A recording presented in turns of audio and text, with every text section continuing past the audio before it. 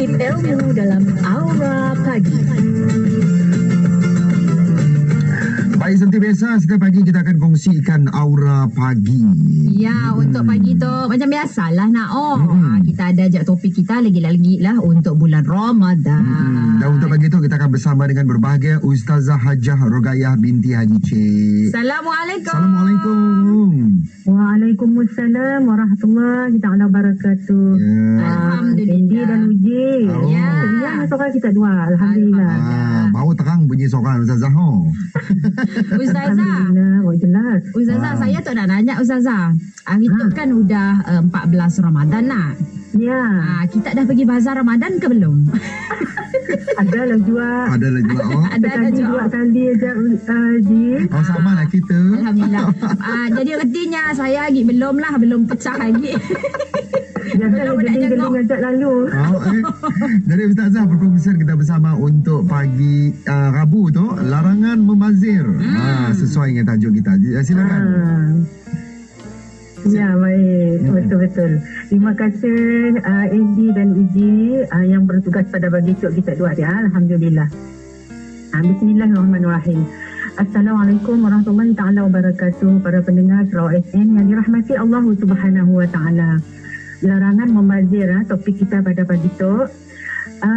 Antara amalan buruk yang berlaku dalam bulan Ramadan, kita langgar, kita lihat tu, kita perhatikan, kita baca, banyak berkaitan dengan amalan buruk di bulan Ramadan, iaitu membazir antaranya. Jadi kita baca kajian menunjukkan pembaziran makanan meningkat antara 15 hingga 20% semasa Ramadan berbanding purasa pada bulan lain. Atau dilaporkan pada 2018 sebanyak 20,088 tan makanan dibuang ke dalam tong sampah di seluruh negara setiap hari semasa Ramadan. Dengan jumlah yang dibazirkan setiap hari sepanjang bulan Ramadan, ya cukup untuk memberi makan 1,5 kali penduduk Malaysia. Jadi angka pembaziran tersebut yang saya baca tadi, yang saya sebutkan tadi, membayangkan betapa seriusnya perbuatan pembaziran makanan yang telah berlaku antara kita tu.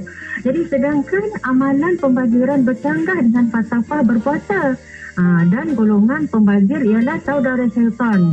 Hal itulah yang berpandukan Allah SWT dah menyebut dengan kita awal-awal lagi dalam surah Al-Isra ayat yang ke-27.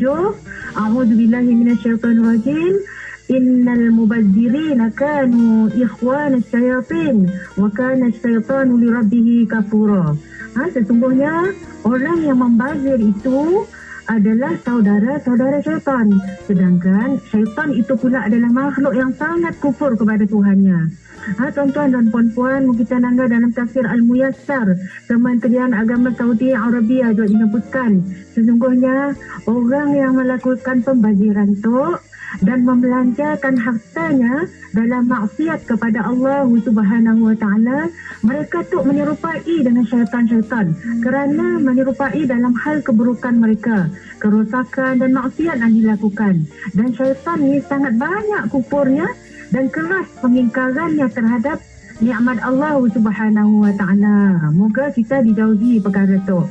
Jadi seharusnya pada bulan Ramadan, bulan suci tu, kita sebagai umat Islam perlu kita ingat bahawa puasa dalam kita menjalankan ibadah yang sangat istimewa tu, berbanding bulan lain, tak seharusnya kita campuri perkara-perkara yang dimurkai Allah Subhanahu wa taala. Termasuk bulan-bulan lain juga pun kita perlu elakkan membazir. Namun sepatutnya madrasah Ramadan tu yang Allah SWT anugerahkan kepada kita dapat memberi kesan yang menjadi lebih berdisiplin terhadap diri kita, keluarga kita dan seluruh masyarakat. Jadi perkara tu kita perlu elakkan perbuatan kita dalam perbuatan membazir tu. Jadi contohnya kita nak elakkan pembaziran, membazir makanan. Makanan yang sudah siap kita masak, sudah di rumah contohnya, boleh kita bahagikan pada 2 bahagian, iaitu makanan yang perlu dimakan terus, dan 3 bahagian lagi kita simpan di tempat yang selamat, mungkin kita makan selepas itu. Jadi yang keduanya, kita kongsi makanan dengan orang lain, macam Uji dan Andy bagi tahu tadi, pergi ke bazar Ramadan contohnya, kita mempunyai banyak makanan, berikan kepada jiran, tetangga kita atau saudara mara kita. Makanan tu kita lebihnya kita boleh jual beri dengan sedekahkan kepada haiwan seperti kucing, anjing, burung, contohnya. Jadi selain daripada tu di bulan Ramadan tu, kadang-kadang kita ada setengah orang banyak masa hanya free ya. Jadi masa tu kita sebenarnya elakkan membazir masa. Kadang bagi yang bekerja contohnya agar membazir masa, setiap hari semak kita senarai kerja kita dan kita berazam untuk selesaikan mengikut jam yang telah ditetapkan. Dan salah satu aktiviti membazir masa yang terlalu lama, kadang-kadang kita tidak sedar kita hanya membalas mesej yang mempunyai kaitan dengan kerja yang diselesaikan, dan ada kalanya perlu pun kita balas, jadi ia kurang bermanfaat. Jadi abaikan perkara-perkara tersebut dan kita terus fokuskan untuk selesaikan kerja-kerja kita agar kita tidak membazir masa kita.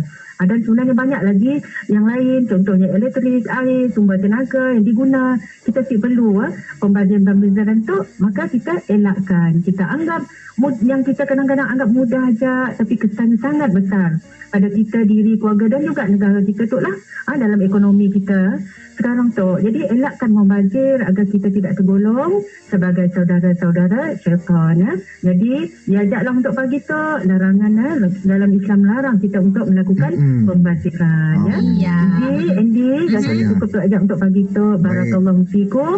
Wassalamualaikum warahmatullahi wabarakatuh. Waalaikumsalam warahmatullahi wabarakatuh. Terima kasih Ustazah. Jumpa lagi.